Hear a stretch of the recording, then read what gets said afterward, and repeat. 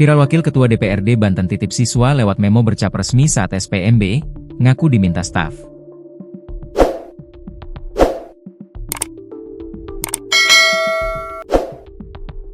Memo dari Wakil Ketua DPRD Banten yang menitipkan siswa pada pelaksanaan Sistem Penerimaan Murid Baru, SPMB, 2025, menjadi sorotan viral di media sosial.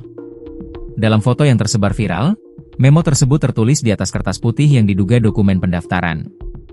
Di dalam memo tersebut, Budi Prajogo menuliskan, perihal, mohon dibantu dan ditindaklanjutin. Kemudian, memo tersebut juga dilengkapi dengan tanda tangan dan nama lengkap Budi Prajogo serta cap resmi DPRD Banten. Lantas, bagaimana cerita selengkapnya? Mengaku diminta staf. Wakil Ketua DPRD Banten Budi Prajogo membenarkan adanya memo yang tersebar viral tersebut.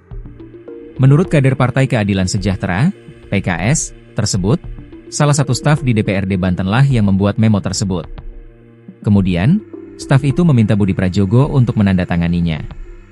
Staf datang ke saya minta tanda tangan saja. Sementara stempel dan foto itu staf yang lakuin, ucap Budi Prajogo, dikutip dari Kompas.com, Sabtu, 28 Juni 2025. Alasannya, kata Budi Prajogo, siswa yang ia hendak bantu itu berasal dari kelompok masyarakat dengan ekonomi memprihatinkan. Saya tidak tahu soal stempel itu, dan saya juga tidak kenal dengan siswa maupun keluarganya, hanya dengar dari staf saja, ujar Budi Prajogo. Budi mengaku, ia menandatangani memo itu tanpa berkomunikasi atau mengintervensi sekolah yang bersangkutan. Budi pun mengakui hal tersebut tidak dibenarkan dan menyesali perbuatan yang telah membuat kegaduhan pada proses SPMB 2025. Saya meminta maaf kepada seluruh pihak atas kegaduhan ini, ucap dia.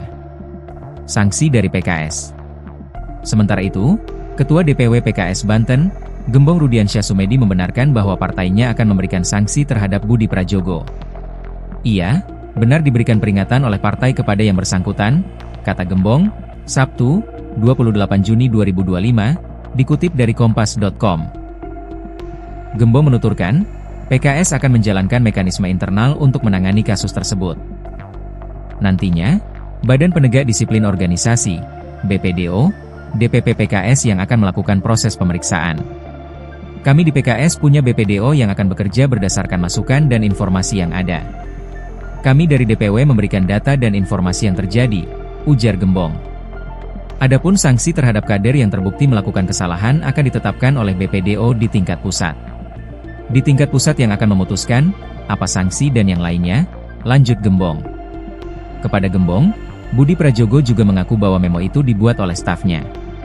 Alasannya, staf tersebut ingin membantu tetangganya yang berasal dari keluarga kurang mampu.